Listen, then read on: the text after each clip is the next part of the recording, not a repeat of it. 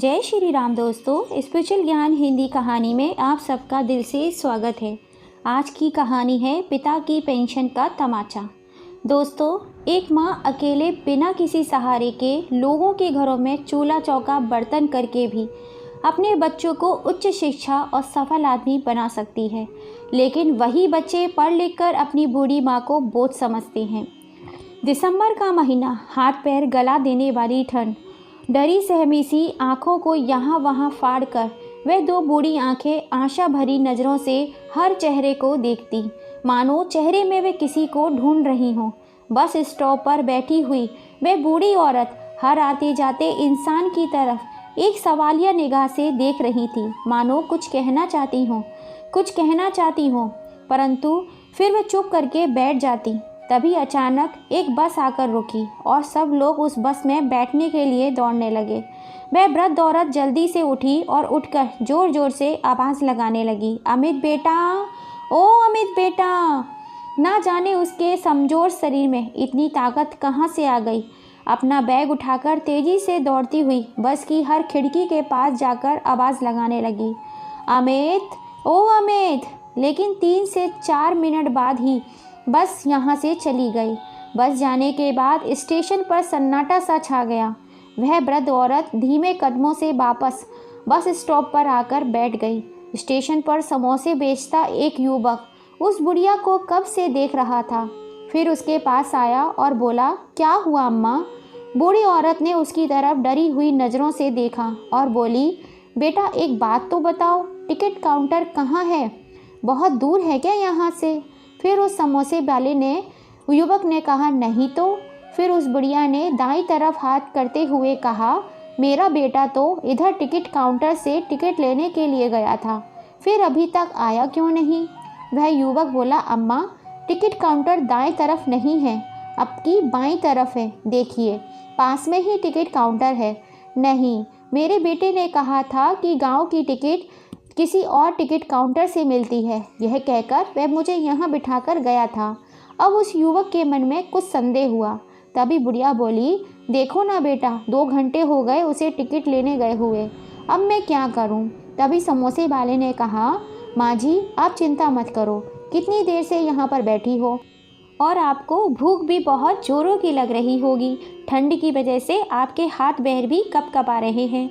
लीजिए माँ जी, मेरे पास 1 प्लेट समोसे बचे हुए हैं, शायद आपके नसीब में ही थे। वह समोसे की प्लेट उनके हाथ में देते हुए बोला, माँ जी आप ये खाइए, मैं आपके लिए 1 कप गर्मा गर्म चाय लेकर आता हूँ। वह चाय और समोसे खाकर वृद्ध अम्मा ने उस समोसे वाले को ढेरों आशीर्वाद दिए। अच्छा अम्मा, अब मुझे घर जाना है, मेरी पत्नी खाने पर मेरी राह देखती होगी, लेकिन आप एक बात तो बताओ, आप कौन से गांव से आई हैं? मैं आपको टिकट ले देता हूँ। उस व्यक्ति ने पूछा तो वह बूढ़ी औरत बोली, नहीं बेटा, मेरा बेटा भी थोड़ी देर में आता ही होगा, तुम जाओ, मेरी चिंता मत करो। दोस्तों, आप सोच रहे होंगे आखिर ये बूढ़ी अम्मा कौन है और यहाँ स्टेशन के बाहर क्या कर रही हैं? इनका नाम सरस्वती देवी है। इनके 2 बेटे हैं, लोकेश और अमित। सरस्वती जी और उनके पति ने बड़ी ही गरीबी में अपना समय गुजारा था, लेकिन अपने बेटों की परवरिश में कभी कोई कमी नहीं रखी। उन्होंने अपने दोनों बेटों को पढ़ा लिखाकर लायक बनाया। उनका बड़ा बेटा गांव में अपने पिता के किराने की दुकान संभालता है और छोटा बेटा कानपुर में कपड़े की छोटी सी दुकान चलाता है। 6 महीने पहले ही सरस्वती जी के पति की मृत्यु हो गई थी।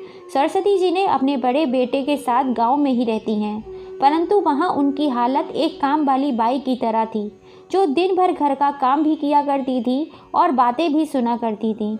बेटे और बहू को उनकी बिल्कुल भी कदर नहीं थी, लेकिन सरस्वती जी फिर भी मन मारकर जैसे तैसे अपना गुजारा कर रही थी। एक दिन जब सरस्वती जी बाहर आंगन में झाड़ू लगा रही थी, तभी उनके छोटे बेटे अमित का फ़ोन आया। बहुत समय बाद अपने छोटे बेटे का फ़ोन आया देखकर सरस्वती जी ने जल्दी से अपने हाथ पहुँचे और खुशी के मारे कांपते हाथों से फ़ोन उठा लेती हैं और बोली, हेलो अमित बेटा। तभी अमित की आवाज़ आई, हेलो माँ, कैसी हो? मैं बिल्कुल ठीक हूँ बेटा, तुम कैसे हो?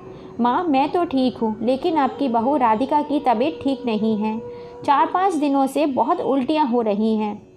फिर सरस्वती देवी जी ने कहा, बेटा ऐसे समय में ये सब कुछ तो होता ही रहता है, लेकिन बेटा फिर भी बहू को किसी अच्छे डॉक्टर को दिखाना पड़ेगा, नहीं तो कमज़ोरी आ जाएगी। फिर अमित बोला, माँ सारे उपचार करके देख लिए लेकिन कोई फ़र्क नहीं पड़ा। आप एक काम कीजिए, कुछ दिनों के लिए आप हमारे पास कानपुर आ जाइए, आपकी बहू को यहाँ बहुत परेशानी हो रही है। यह सुनते ही सरस्वती देवी जी को बहुत ज़्यादा चिंता होने लगी और बोली, ठीक है बेटा, मैं जल्द से जल्द कानपुर पहुँचने के लिए निकलती हूँ। यह कहकर उन्होंने फ़ोन रख दिया। जब सरस्वती देवी जी पति की मृत्यु हुई थी उस समय उन्हें बीमा के पैसे मिले थे और अब उनके दोनों बेटे और बहू की नज़र उनके पैसों पर थी। यह उनका अपनी माँ के प्रति प्यार नहीं था बल्कि दिखावा मात्र था। परंतु सरस्वती देवी अपने बेटों की इन चालों से बिल्कुल अनजान थी। एक ममतामयी माँ को तो केवल अपने बेटे और बहू की चिंता थी कि बहू कितनी बीमार है और बेचारा बेटा घर कैसे संभाल रहा होगा। सोचने लगी, यहाँ भी तो मैं दिन भर काम करती हूँ, कौन सा इन लोगों ने मेरे सर पर ताज रख दिया, फिर भी सारा दिन तिरस्कार ही तो सहती हूँ, तो क्यों ना कानपुर ही चली जाऊँ। रोज़ रोज़ की इस जिल्लत भरी ज़िंदगी से भी छुटकारा मिलेगा। अभी यह सब सोच ही रही थी कि उनका बड़ा बेटा लोकेश घर आया तो सरस्वती देवी जी बड़े ही दुखी मन से बोली, बेटा कल मेरे कानपुर जाने के लिए टिकट करा देना।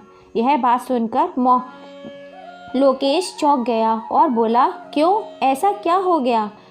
तब सरस्वती जी ने कहा, राधिका बहू का 6ठा महीना चल रहा है, उसकी तबीयत ठीक नहीं है, बहुत बीमार है, इसलिए अमित ने मुझे अपने पास बुलाया है। मैं जाऊंगी तो उसे थोड़ा सा हौसला भी होगा और घर का काम भी संभाल लूँगी। यह बात सुनते ही लोकेश गुस्से में लाल हो गया और चिल्लाते हुए बोला, आज तक तो कभी याद नहीं आई आपके लाडले को आपकी, और आज जब आपको बीमा के पैसे मिले हैं तब वह आपको अपने घर बुला रहा है। मैं सब जानता हूँ माँ, उसकी नज़र केवल तुम्हारे पैसों पर है। सरस्वती जी बोली, नहीं बेटा, बहू की तबीयत वाकई में ठीक नहीं है, अमित मुझसे कभी झूठ नहीं बोल सकता। तो ठीक है माँ, मैं आपकी कानपुर जाने की टिकट करवा दूंगा, लेकिन जाने से पहले पिताजी के बीमा के पैसे आप मुझे देकर जाइए, क्योंकि आपका और पिताजी का खर्चा आज तक हम लोग ही उठाते आए हैं, तो अब इन पैसों पर भी हमारा ही हक बनता है। यदि आप पैसे लेकर वहाँ गई तो मुझे पूरा यकीन है कि वह आपसे पैसे ले लेगा।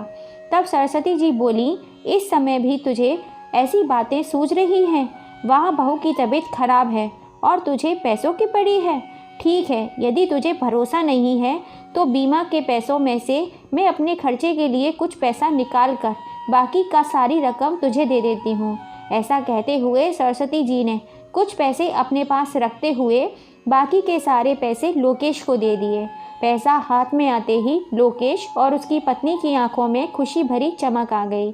फिर क्या था, लोकेश तुरंत स्टेशन की ओर दौड़ा और माँ को कानपुर भेजने के लिए टिकट खरीद कर ले आया और अगले ही दिन उसने अपनी माँ को बड़ी खुशी खुशी ट्रेन में बिठा दिया। एक ओर सरस्वती जी अपनी बहू की तबीयत की चिंता सता रही थी, दूसरी ओर उन्हें इस बात की खुशी थी कि वह इतने सालों के बाद अपने छोटे बेटे के घर जा रही हैं। कानपुर स्टेशन पहुंचते ही देखा कि सामने अमित उनकी राह देख रहा था। अमित से मिलकर सरस्वती जी तो उसकी बलाइयाँ ही लेती जा रही थीं। अमित अपनी माँ को गाड़ी में बिठाकर घर ले आया। घर पहुंचकर अपनी बहू से मिलते ही सरस्वती जी बोली, बहू अब मैं आ गई हूँ, अब तुझे चिंता करने की कोई ज़रूरत नहीं है। देखना, तेरी इतनी सेवा करूँगी कि हमारा नन्हा मेहमान और तुझे पूरी तरह से ठीक कर दूँगी। तभी उनकी बहू राधिका बोली, लेकिन माँ जी, अभी मुझे सेवा से ज़्यादा अच्छी खुराक और दवाइयों की ज़रूरत है। फिर सरस्वती जी ने कहा, बहू तुमने अच्छी खुराक और दवाइयाँ ली क्यों नहीं। तभी राधिका बोली, माँ दवाइयाँ कहाँ से लेते, आपके बेटी की तो कुछ कमाई है नहीं, दुकान पर बैठे बैठे सारा दिन बस मक्खियाँ ही मारते रहते हैं। यह सुनकर सरस्वती जी को बड़ा ही दुख हुआ। फिर बोली, बहू अब मैं आ गई हूँ ना, अब तुम्हें दवाइयों की कोई ज़रूरत नहीं पड़ेगी। मैं अपने देसी नुस्खे से काढ़ा बना बनाकर तुम्हें पिलाऊंगी, देखना जच्चा और बच्चा एकदम ठीक हो जाएंगे। सरस्वती जी ने बड़े प्यार से अपनी बहू के लिए काढ़ा बनाया और उसे पिलाया। फल काट अपनी बहू को खिलाए। अब जैसे ही सरस्वती जी सब्जी तरकारी खरीदने के लिए घर से बाहर निकली, तभी राधिका ने अमित से कहा, तुम्हारी माँ तो जहर जैसे कड़वे काढ़े पिला पिला कर मुझे सच में बीमार कर देगी। अरे क्या करूँ राधिका, मैंने तो सोचा था कि माँ आएगी तो दवाइयों के नाम पर कुछ पैसे हमें देगी, इसलिए तुम्हारी बीमारी का बहाना बनाया था, लेकिन माँ है कि अपने देसी नुस्खे अपनाने शुरू कर दिए। राधिका बोली, तुम्हारी माँ से पैसे निकलवाना इतना आसान नहीं है, कुछ करना होगा। बस फिर क्या था, कभी अमित और कभी माँ से कुछ पैसे मांग लेता तो कभी राधिका किसी न किसी बहाने अपनी सास से पैसे मांग लेती। सरस्वती जी भी उन्हें चुपचाप पैसे दे देती, क्योंकि उन्हें तो लगता था कि उनके बेटे की दुकान पर काम नहीं चल रहा, इसलिए उसकी मदद करना उनका फ़र्ज है। अब इस तरह करते करते किसी न किसी बहाने से वे दोनों अपनी माँ से पैसे निकलवा लेते थे, और बहू पर काम का ज़्यादा भार न पड़े, इसलिए इस उम्र में भी सरस्वती जी जैसे तैसे रसोई घर का सारा काम भी कर दिया करती थी, और पूरे घर की साफ सफाई, झाड़ू पोछा, बर्तन धोने जैसे काम भी करवा देती थी, जैसे कि वह उनकी आदत शुरू से ही थी।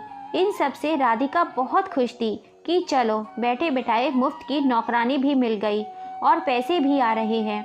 अब सरस्वती जी के साथ यहाँ भी वही सब होने लगा जो कि गांव में होता था। दिन भर काम करती और बहू आराम फरमाती, लेकिन एक दिन सरस्वती जी का रसोई घर में काम करते करते हाथ जल गया। उनके हाथ में बुरी तरह से छाले पड़ गए, जिस कारण अब वह काम नहीं कर पाती थी। सारा काम वापस राधिका पर आ गया। ऊपर से जब अमित ने उनसे कहा कि माँ, इस महीने खर्च बहुत ज़्यादा हो गया है, मुझे पिताजी के बीमा के पैसों में से कुछ पैसे चाहिए, तो सरस्वती देवी जी बोली, बेटा मेरे पास कहाँ हैं पैसे, तेरे पिताजी के बीमा से जो पैसे मिले थे उसमें से तो काफ़ी पैसा तेरे बड़े भाई लोकेश ने ले लिया, और उनमें से कुछ पैसा जो मैं यहाँ लेकर आई थी वह तुमने ले लिया। मेरे पास तो गांव जाने के टिकट तक के पैसे नहीं हैं, मैंने सारे पैसे तो तुझे ही दे दिए, मेरे पास अब एक भी पैसा नहीं है। अपनी माँ की ये बात सुनकर अमित एकाएक गुस्से में आ गया। माँ, तुमने सारा पैसा लोकेश भैया को दे दिया और हमारे लिए कुछ भी नहीं छोड़ा। यहाँ पर आकर तुमने खर्चा ही कितना किया है और कहती हो कि सारा पैसा खत्म हो गया। क्या आपको दिखाई नहीं दिया कि आपके बेटे का काम धंधा अच्छा नहीं चल रहा है? अब जब सारा पैसा आपने बड़े बेटे को देकर आई हो तो उसी के पास जाकर रहो। तब सरस्वती जी बोली, तुम्हारा काम धंधा नहीं है तो इतना खर्च क्यों करते हो? अगर पहले ही भविष्य का सोचकर कुछ बचा लिया होता तो आज यह नौबत नहीं आती। तो यह बात सुनकर राधिका बदतमीजी से बोली, ज़्यादा भाषण देने की ज़रूरत नहीं है, यह हमारा खर्चा भी बहुत मुश्किल से होता है, अब हम आपका बोझ कैसे उठाएंगे? फिर अमित ने कहा, माँ आप एक काम क्यों नहीं करती हो, भैया के पास गांव वापस चली जाओ। अपने बहू बेटे के मुंह से ये बात सुनकर सरस्वती देवी जी की आंखों में फिर से आंसू आ गए और वह कहने लगी, बेटा मैं तो तुम्हारे बुलाने पर ही यहाँ आई थी, लेकिन अब मेरे पास पैसे खत्म हो गए तो मेरी 2 वक्त की रोटी भी तुम्हें भारी लग रही है। क्या केवल पैसों के लिए तुमने मुझे अपने पास बुलाया? वह तो तुम मुझसे ऐसे ही मांग लेते तो मैं तुम्हें दे देती। यह कहकर सरस्वती जी रोने लगी। माँ जी, यह फालतू के नाटक बंद कीजिए, हमसे अपना खर्चा नहीं उठाया जाता, आपको कहाँ से बिठा कर खिलाएंगे? राधिका ने कहा तो अमित ने भी उसकी हाँ में हाँ मिलाते हुए कहा, आप अपना सारा सामान पैक कर लीजिए, मैं कल ही आपको स्टेशन छोड़कर आता हूँ। अब अपने छोटे बेटे और बहू की बातें सुनकर सरस्वती जी बहुत अचंभित रह गई। उन्होंने तुरंत अपने बड़े बेटे लोकेश को फ़ोन किया और रोती रोती उसे सारी बात कह सुनाई। फिर लोकेश बोला, माँ हमने आपको इतने साल रखा है तो क्या कुछ समय वह लोग आपको नहीं रख सकते? उनका भी तो कुछ फ़र्ज बनता है, आपका सारा बोझ हम ही क्यों उठाएं? अभी यहाँ पर आने की कोई ज़रूरत नहीं है, वहीं रहिए। इतना कहकर लोकेश ने फ़ोन काट दिया। सरस्वती जी को अपने कानों पर यकीन ही नहीं हो रहा था।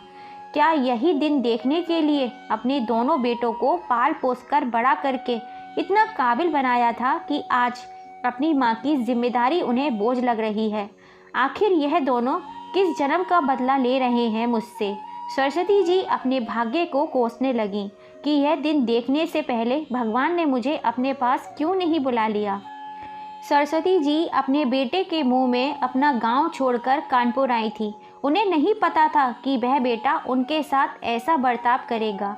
अगले दिन जब सरस्वती जी सुबह नींद से जागी तो उन्होंने देखा कि उनका बेटा और बहू उनका सारा सामान पैक कर रहे थे। सरस्वती जी के जागते ही अमित बोला, चलिए माँ, जल्दी से तैयार हो जाइए, मैं आपको स्टेशन छोड़कर आता हूँ। नहीं बेटा, मैं कहीं नहीं जाऊँगी। तभी राधिका बोली, जब हमने आपको जाने को कहा है तो जाती क्यों नहीं हो? क्यों यहाँ रहकर हमारा खर्चा बढ़ा रही हो? फिर सरस्वती जी बोली, लेकिन बेटा मैं कहाँ जाऊँगी? लोकेश ने तो मुझे अभी गांव आने से साफ साफ मना कर दिया है। ऐसे कैसे मना कर सकते हैं भैया?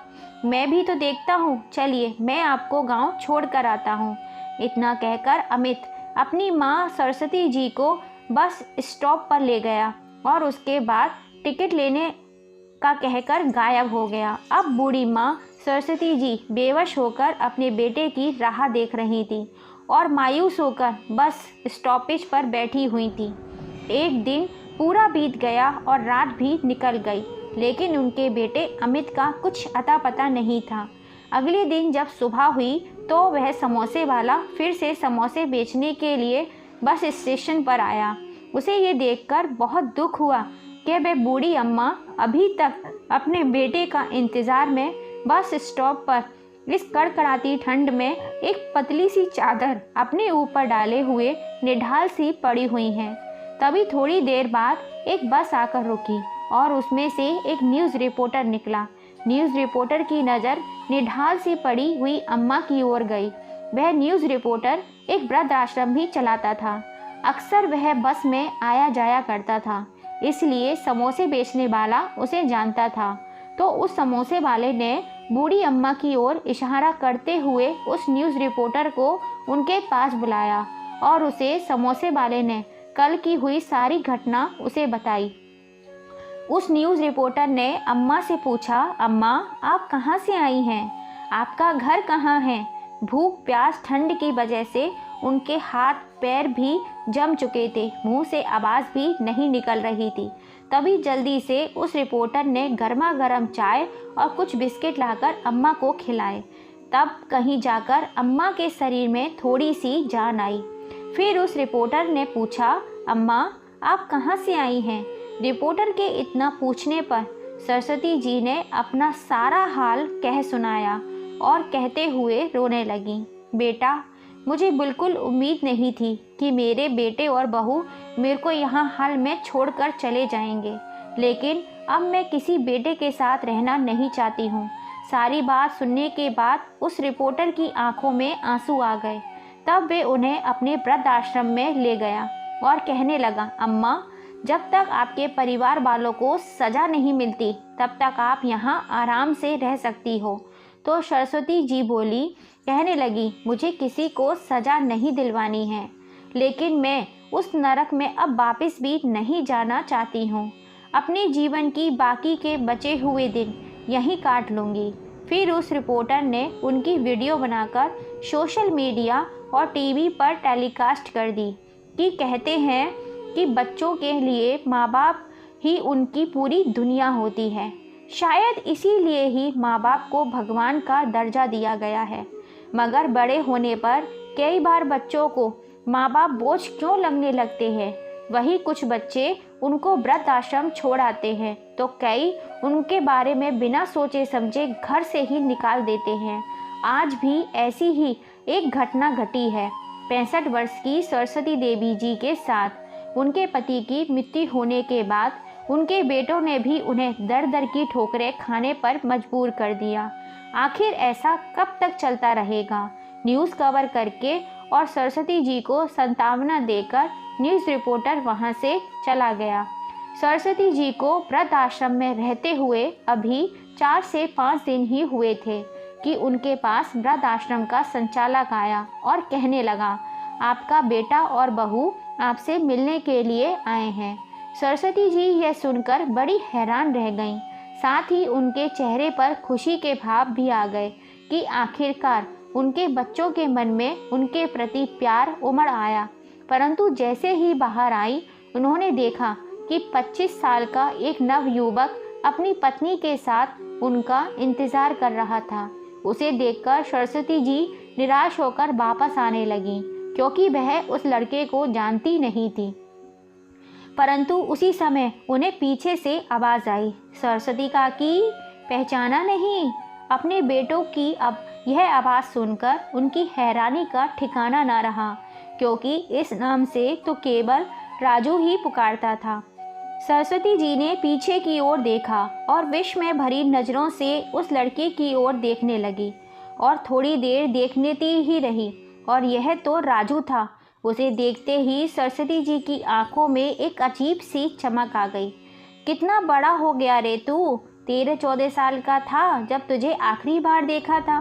दरअसल राजू एक अनाथ लड़का था जिसके आगे पीछे कोई नहीं था।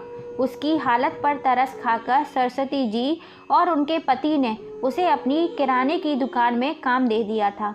तनख्वाह के साथ साथ उसकी पढ़ाई लिखाई और पालन पोषण का खर्चा भी उठाते थे। लेकिन जब सरस्वती जी के बेटे लोकेश ने दुकान का कार्यभार संभाला तो राजू पर चोरी का इल्ज़ाम लगाकर उसे वहां से निकाल दिया। सरस्वती जी भी रोते रह गईं कि मेरा राजू ऐसा कभी नहीं कर सकता, लेकिन किसी ने उनकी एक न सुनी। आज राजू को इतने सालों बाद अपने सामने देखकर सरस्वती जी की खुशी का ठिकाना न रहा। तभी राजू बोला, अरे काकी, आपने अपने राजू को नहीं पहचाना? इतना कहते ही राजू ने आगे बढ़कर उनके पैर छुए। तभी सरस्वती जी ने उसे अपने गले से लगा लिया और बड़े प्यार से उसका माथा चूमा। उनकी आंखों से तो जैसे गंगा यमुना ही बह निकली। तभी राजू की पत्नी भी सरस्वती जी के पैर छूने लगी। यह आपकी बहू है काकी, राजू ने कहा तो सरस्वती जी ने उन दोनों को ढेरों आशीर्वाद दिए। तभी राजू बोला, काकी, मैंने कल आपकी खबर टीवी पर न्यूज़ में देखी तो मैं खुद को रोक नहीं पाया। नीति भी कितना अजीब खेल खिलाती है।